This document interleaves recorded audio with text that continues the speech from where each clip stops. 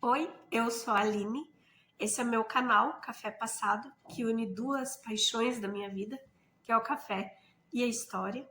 E hoje eu quero conversar com vocês sobre um livro que eu li recentemente e que eu tô assim apaixonada, que é Metamorfoses do Ovídio. Esse livro é simplesmente incrível, tá? Eu tentei fazer um vídeo que não ficasse tão longo, mas eu duvido que eu vá ter sucesso. Então, pega uma água, pega um café, me acompanha que vai valer muito a pena. Bora lá? Essa edição que eu tenho aqui é a da editora 34, tá? Ela é grossa, sim, porque ela é uma edição bilíngue. Então, nós vamos ter aqui em todas as páginas número par o texto em latim e nas páginas de números ímpares nós vamos ter a tradução em português. Ovídio era um poeta romano.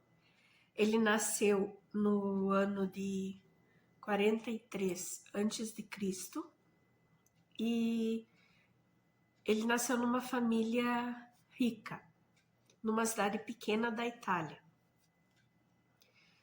Quando ele tinha ali pelos seus 15, 16 anos, a família dele mandou ele para Roma para estudar. O que eles estudavam na época era retórica, sobre leis, sobre administração, né? E o Ovídio teve os melhores professores de Roma, trabalhou um tempo pelo Estado de Roma, chegou a ir a Atenas como enviado, né, de Roma. E só que ele se apaixonou pela escrita, pela poesia. E quando ele voltou dessa temporada que ele teve que passar em Atenas, ele resolveu que ele não queria mais trabalhar com assuntos administrativos. Ele queria escrever. E ele começou escrevendo poemas eróticos. Então, ele já foi para Roma, quando ele chegou em Roma para estudar, já era mais ou menos ali no ano 27 antes de Cristo, que foi um período em que Augusto tinha acabado de vencer o Marco Antônio e se tornado imperador sozinho. O Senado, claro, continuou funcionando, né? A administração romana continuou funcionando, mas era um período chamado de Pax Romana. O que isso quer dizer? Era um período em que não haviam guerras civis internas. Então, o Estado, né, Roma, estava passando por um momento pacífico dentro da cidade. As guerras com outras pessoas, com outros povos, continuavam. Mas para eles era um momento pacífico. E o Ovídio começou a escrever, começou a andar com outras pessoas que também escreviam com outros poetas, e ele acabou fazendo parte dessa alta sociedade romana, que eram pessoas letradas e pessoas ricas, que faziam grandes festas onde poemas eram lidos, onde esses poetas podiam conversar sobre todas as suas artes e as suas retóricas. Então, foi um momento em que Roma prevalecia essa questão cultural.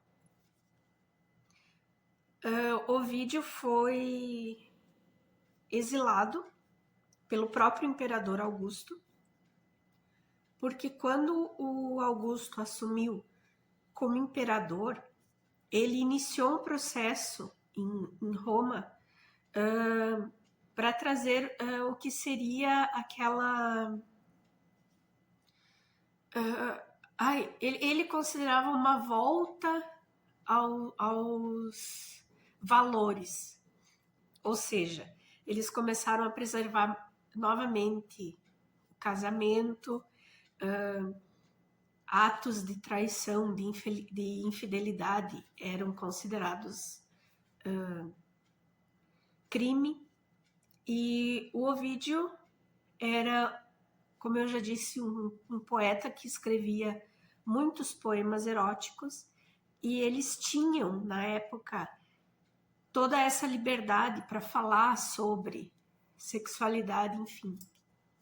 E a primeira coisa que o imperador Augusto queria era acabar com as indecências, digamos assim.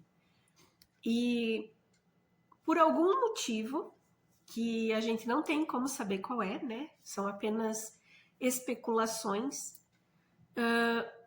o Augusto teria sido exilado por conhecer assuntos ou boatos sobre a filha e a neta do imperador Augusto.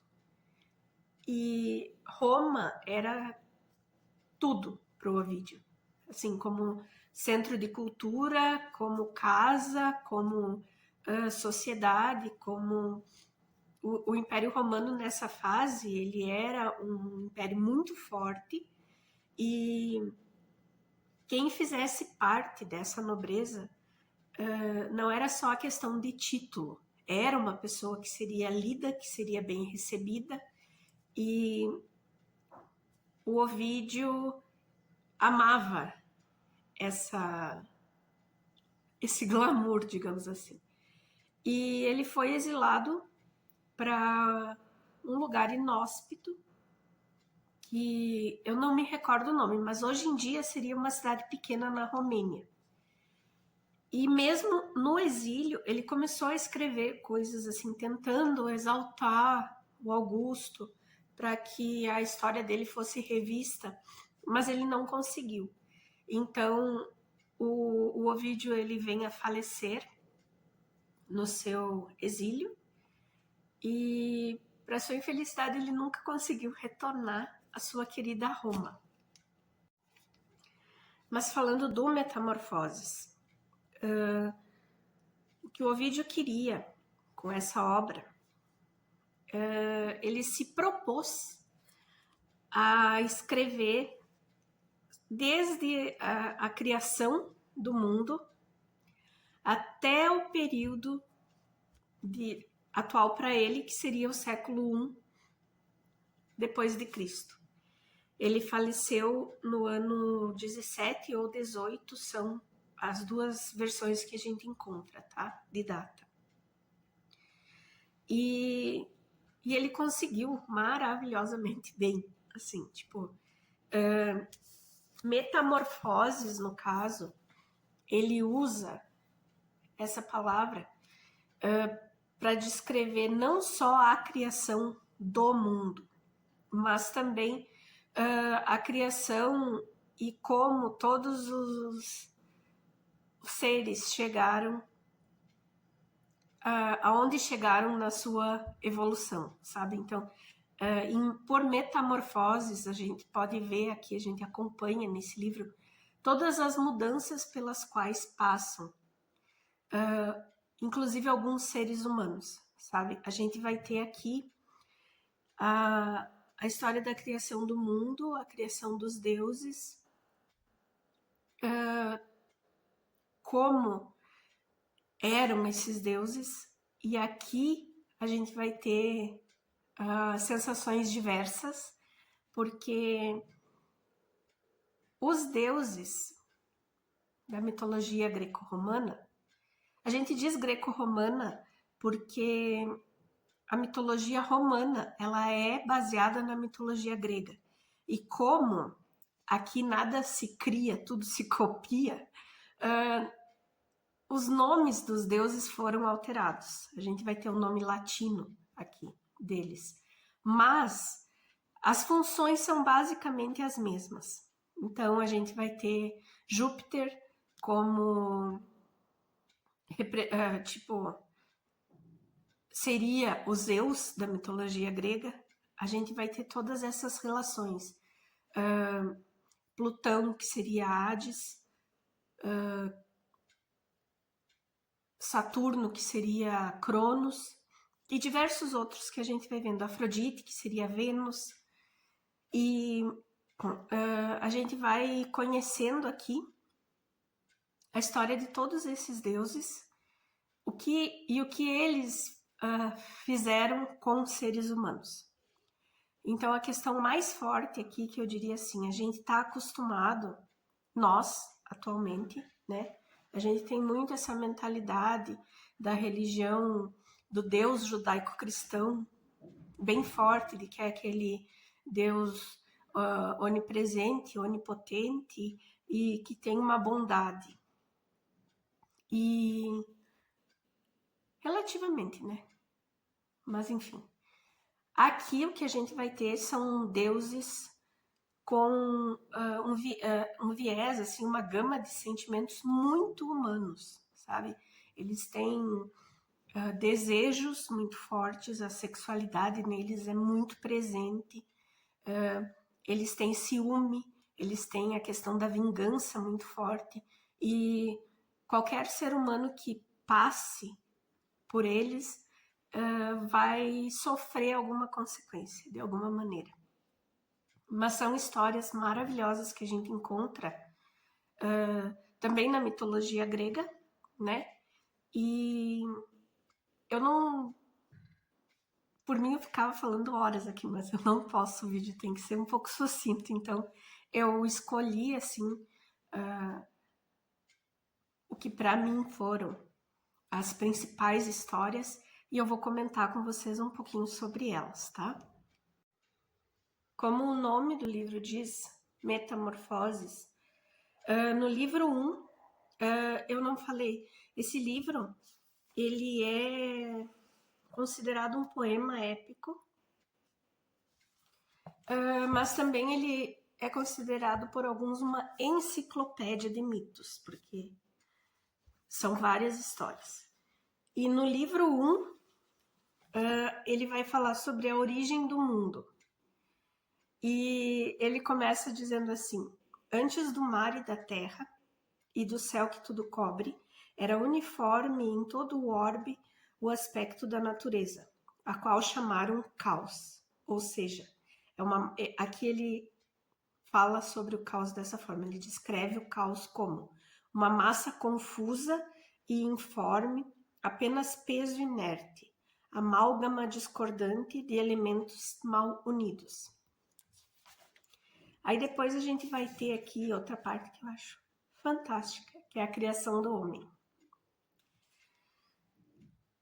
Faltava ainda um ser mais nobre do que esses, no caso os animais, mais capaz e de uma alta inteligência, e que sobre todos pudesse dominar. Nasceu o homem, quer o haja feito do sêmen divino, o criador de todas as coisas, princípio de um mundo melhor, quer a terra, ainda nova, separada havia pouco do alto éter. Conversasse os germes do parentesco celeste, da terra misturada com a água das chuvas, afeiçoou o filho de Jápito, a imagem dos deuses que tudo governam. Enquanto os outros animais olham a terra inclinados sobre ela, ao homem deu um rosto ereto e determinou-lhe que olhasse o céu e elevasse para os astros a sua face. Assim a terra, que até há pouco fora tosca e sem forma, transformou-se e revestiu-se de figuras humanas desconhecidas. É fantástico, eu adoro, gente, sério. Eu tô apaixonada nesse livro. Daí ele segue falando, depois da criação do homem, ele segue falando sobre as 4 idades, que ele vai falar da idade do ouro, que era a idade pura, até muito legal que ele diz aqui, a primeira a nascer foi a idade do ouro, que sem repressão, espontaneamente, sem nenhuma lei, cultivava a lealdade e o bem. Sem o hábito da guerra, Os povos viviam em segurança, uma vida tranquila. Também a terra, livre de impostos, não tocada pela enxada, nem rasgada pela relha, produzia tudo de modo espontâneo. Daí a seguir veio a geração, a idade de prata, pior que a do ouro, mais valiosa que a do fulvo bronze. Júpiter reduziu a duração da antiga primavera e, como o inverno, o verão, os desiguais outonos e a primavera encurtada, dividiu o ano em 4 estações. Aí depois a gente vê aqui, ó, ainda na idade da prata. Então, pela primeira vez, o homem se abrigou em casas. Casas foram as grutas, as densas ramagens e ramos atados com casca de árvore. E ele prossegue, ao que sucedeu a terceira idade, que é a idade do bronze. Na idade do bronze, de gênio mais feroz e mais pronta para a guerra. E em seguida, a idade do pior metal, ele diz, que é a idade do ferro. E rompe toda a espécie de crimes, desaparecem o pudor, a verdade e a boa-fé, e para o seu lugar surgiram a fraude, a perfídia, a traição, a violência e a celebrada ambição da posse. Gente, isso aqui é fantástico, sério, sim. Ai, eu sou suspeita, mas eu tô apaixonada nesse livro. Depois, ele vai falar sobre alguns seres, por exemplo, Licão, que é o primeiro homem, né, que é transformado em lobo. Depois a gente vai ter diversas histórias assim, sabe, da mitologia. Mas eu vou falar para vocês assim algumas das que eu gosto, que me chamaram bastante atenção. No livro 2, a gente já começa com a história do Faetonte, que foi uma assim que me chocou até, eu acho. O Faetonte, ele é filho do Febo. Febo era o ser que dirigia o carro com o Sol. Era ele que fazia o Sol dar a volta no planeta. E quando o Faetonte descobriu que Febo era seu pai, ele foi até Febo para conhecer, né? E Febo disse, sim, eu sou teu pai. Me pede qualquer coisa que tu quiser que eu te dou.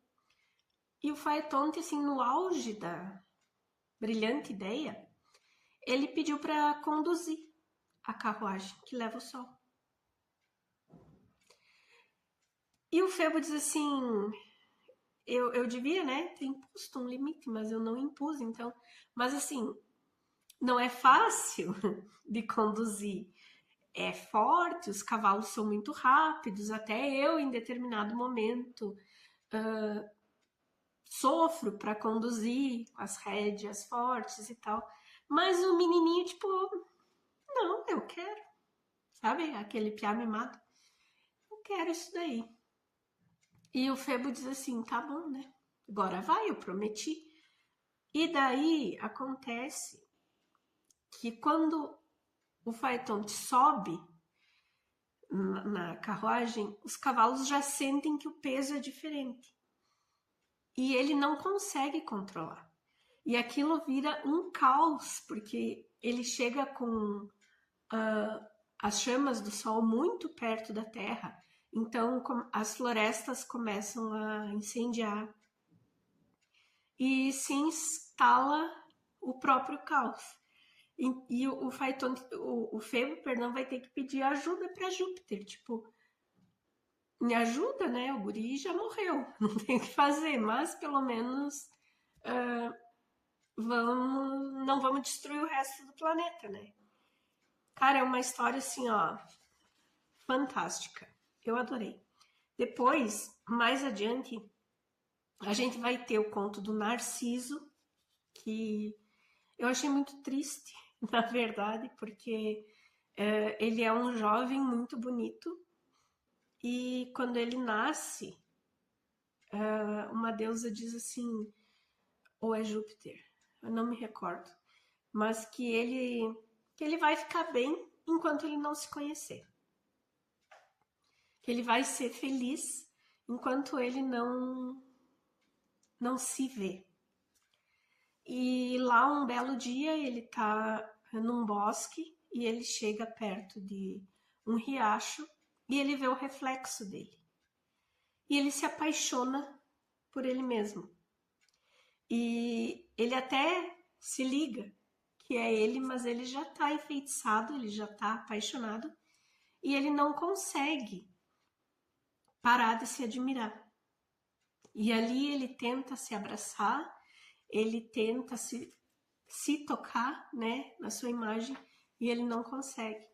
E com isso ele para de comer, ele para de fazer qualquer outra atividade e ele acaba morrendo. Gente, é muito triste, mas é tão divinamente narrado que assim, ó, vale super a pena.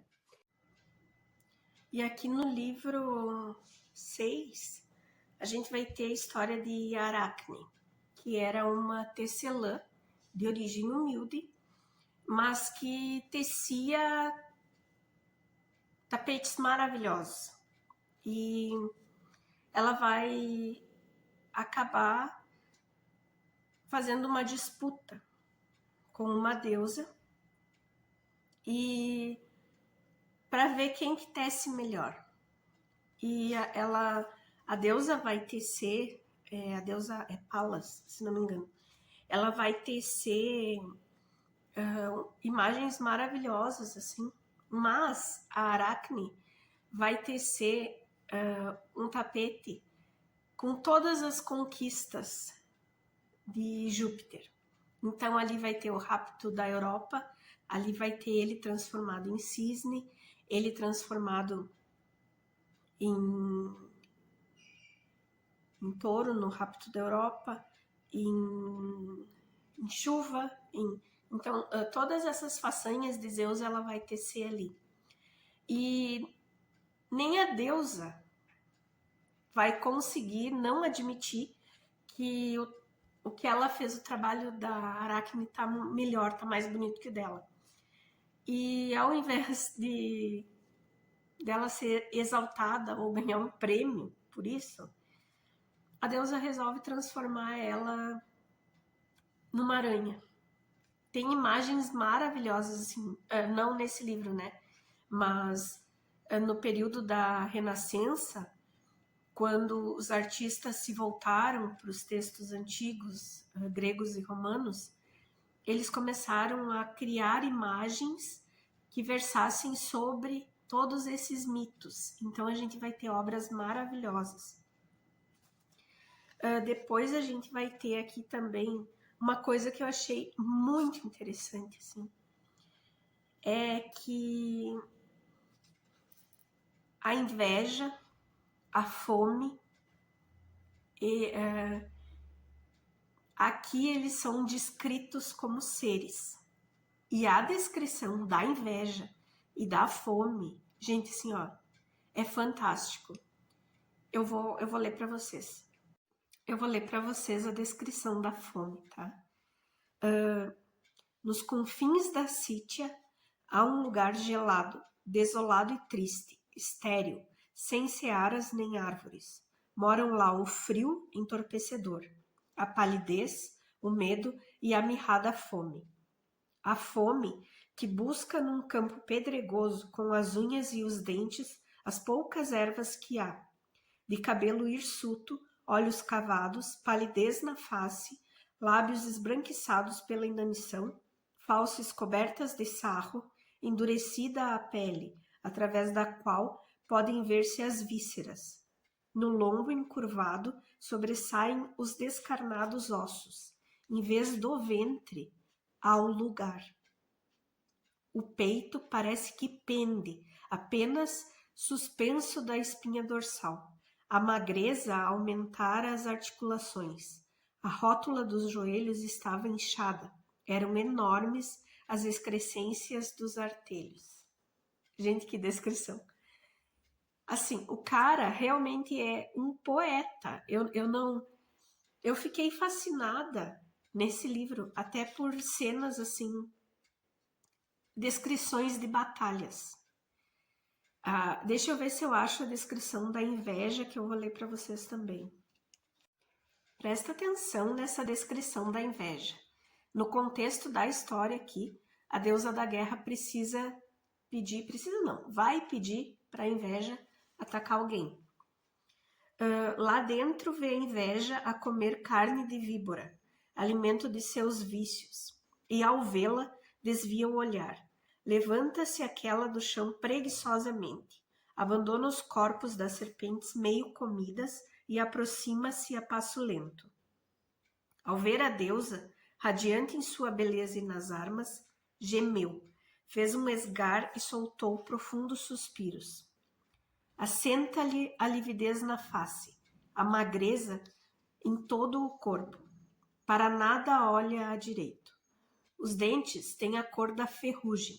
O seu íntimo destila fel verde. Tem a língua empapada em veneno. Não ri senão quando vê a dor afetar alguém. Não saboreia o sono, agitada por vigilantes preocupações, e vê com despeito os triunfos do homem. E ao vê-los definha, atormenta e atormenta-se. É o suplício de si mesma. Gente, é incrível, assim, sério, o cara é fantástico, eu tô apaixonada, sim. Quero ler muito mais do Ovídio. Pena que a gente tem tão pouca tradução, né? Mas é muito bom. Aqui a gente vai ter também a história do Perseu e da Andrômeda. A gente vai ter a história da Medusa, né? Que era essa sacerdotisa linda que foi raptada por Apolo. É que, na verdade, assim, na mitologia, a palavra rapto, ela não é só no sentido de levar alguém. É o sentido de toda a violência mesmo, né? E então a gente vai ter o rapto da Europa, né? Que é quando Zeus se apaixona por uma mulher pela Europa e ele aparece para ela transformado num touro. A descrição também maravilhosa. Eu lembro que quando a gente começou a ler, a Jamile, lá do grupo do Clube Livros sobre Livros, ela disse: leiam isso aqui tudo com a mentalidade da quinta série ativada. Porque como o Ovídio escrevia poemas eróticos, tem muita coisa aqui que é tudo duplo sentido, sabe? Mas é fantástico. Eu adoro.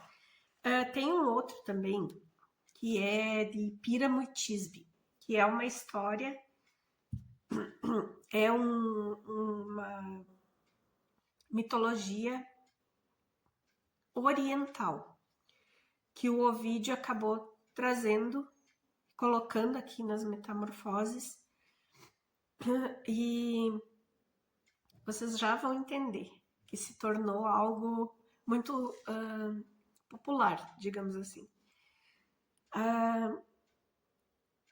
Como a intenção do Ovídio com esse livro era trazer todas essas metamorfoses da humanidade, e ele, nessa obra aqui, ele superou outros poetas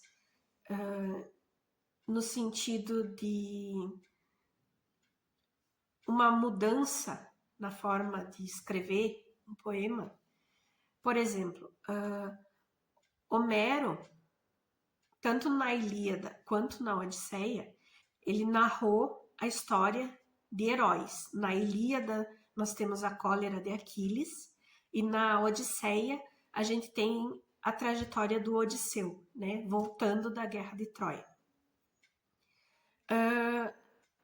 O Virgílio, que era o poeta romano, né, responsável por criar Eneida, que seria uma nova versão da origem da cidade de Roma, ele traz a história do herói Enéas, que é um sobrevivente de Troia, um troiano que sobreviveu à guerra e o saque e o fim da cidade, e ele vem para a Itália fundar Roma. Então, todo poema épico ele tinha um herói. Aqui, o Ovídio não nos deu um herói, ele nos deu vários. Então, é um poema épico que não é baseado em ninguém, assim, não tem uma pessoa principal, ele vai nos contando e o personagem principal acaba sendo a metamorfose, porque ele vai passar por todas as histórias com essas mudanças. Além disso, ele é o primeiro narrador, mas em alguns capítulos ele vai passando essa parte de narrador para outras pessoas. Tem um capítulo que o narrador vai ser o Ulisses, o Odisseu. E enquanto o Odisseu mesmo está narrando, ele vai passar para uma terceira pessoa narrar outro fato. Aí nós vamos ter um outro capítulo em que o narrador é o Nestor, que foi contemporâneo ao pai de Aquiles e que participou de diversas batalhas, enfim. E então ele foi criando uma nova forma de contar essas histórias aqui. É genial. Mas o que eu ia falar era da história que ele trouxe, né, essa mitologia oriental, que é a história de Píramo e Tisbe, que é a história de um casal que se apaixonou, novinho, né, duas pessoas, dois aborrecentinhos, assim, que se apaixonam e que as suas famílias não aceitavam esse amor. Então eles ficam ali nas frestas, né, da parede, de uma casa para outra, jurando amores, e enfim, até que eles conseguem marcar para se encontrar. Quando eles vão se encontrar, a Tisbe chega antes. E a Tisbe vê que tem um leão vindo. E a Tisbe se esconde numa caverna. Mas ela derruba o seu véu. E o leão mata um animal, um veado, algum bicho.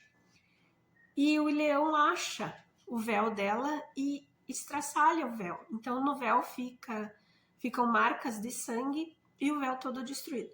Quando o Píramo chega e vê aquilo, ele acha que o leão matou a Tisbe. E ele vai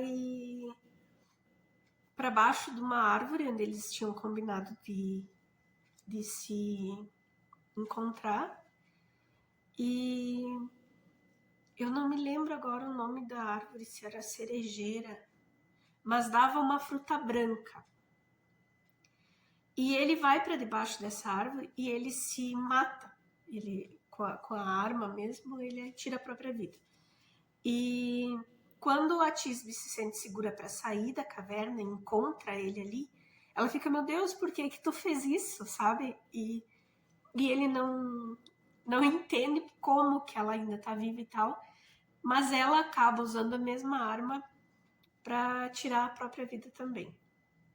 E de tanto sangue, enfim, que saiu dessa cena bizarra, os frutos que eram branco acabam se tornando vermelhos. Se não me engano, é a cerejeira.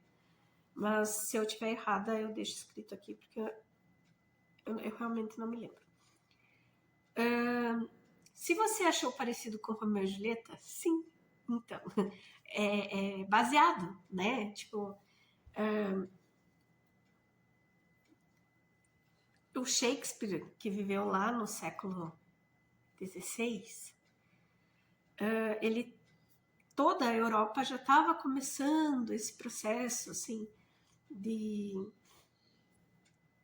procurar, né, bases. E não só isso, todo leitor assíduo e que depois veio a escrever coisa, as bases são esses clássicos. Então a gente vai ver alguma mudança na história, mas a base veio de algum lugar, né? E eu acho fantástico a gente poder ter acesso a esses textos mais antigos, assim, para conhecer essas histórias e depois aumentar até o nosso repertório. Eu acho muito legal. O Ovídio aqui também, ele vai nos contar algumas partes da Guerra de Troia. Como eu falei, né, ele passa a voz para o narrador Nestor, e ali vão vir histórias incríveis, assim. Tem uma que me marcou bastante, que é um jantar de um casamento, uma comemoração, onde convidam os centauros. E os centauros nunca foram conhecidos por serem educados, né? E um dos centauros, no meio da bebedeira, assim, no meio da janta, ele vai resolver raptar, nesse sentido, né, que eu já expliquei, a noiva. Só que nesse casamento estava o Teseu. E o Teseu vai dizer assim, tá pensando o quê, né? E o Teseu vai ajudar, enfim, a resgatar a noiva, e começa uma briga desenfreada, assim. E são aquelas mortes maravilhosas, muito bem narradas, assim, sabe? Dessa batalha entre centauros e humanos. Gente, isso aqui é ouro. Sério. Assim, leiam. Se deem uma chance, leiam. Porque é maravilhoso. É muito bom esse livro, assim. Eu não sei como que tão pouca gente fala, como a gente escuta, sabe? Falar tão pouco sobre, porque é ótimo. É ótimo. E depois, mais pro fim ali, ele vai nos falar sobre a Ilíada, a Odisseia. Depois a gente vai ter, ele vai falar um pouquinho sobre personagens da Eneida. E no fim a gente vai ter um discurso do Pitágoras, né? Que é interessantíssimo também. E aí nós temos o epílogo, que eu achei, assim, incrível. E ele é muito curtinho. Então eu vou achar ele aqui que eu quero ler para vocês. Só um pouquinho. Concluí uma obra que nem a cólera de Júpiter, nem o fogo, nem o ferro, nem a voracidade do tempo poderão destruir. Que aquele dia, que só a meu corpo tem direito, ponha fim, quando quiser, ao incerto decurso da minha vida. Eu, na parte mais nobre de mim, subirei, imorredouro, acima das altas estrelas, e o meu nome jamais morrerá. E por onde o poder de Roma se estende sobre a terra dominada, andarei na boca do povo. E, se algo de verdade existe nos presságios dos poetas, graças a essa fama, hei de viver pelos séculos. Incrível, gente, assim, sério. Eu falei, eu não queria que o vídeo ficasse muito longo, mas não tem como, porque é uma obra maravilhosa. Tem alguns vídeos, eu acho, da USP, se não me engano, ou da UFMG, que tem professores comentando sobre essa obra, tá? Existem, eu sei que tem a edição, essa da Editora 34, que foi a que eu li, que eu indico porque eu achei maravilhosa, e tem a da Penguin Company também. mas eu não li a da Penguin, tá? Eu só li essa aqui mesmo e eu amei e super indico. Obrigada por ficarem comigo até aqui. Eu espero que deem uma chance, tá? E leiam esse livro porque é muito bom. E comentem comigo aqui.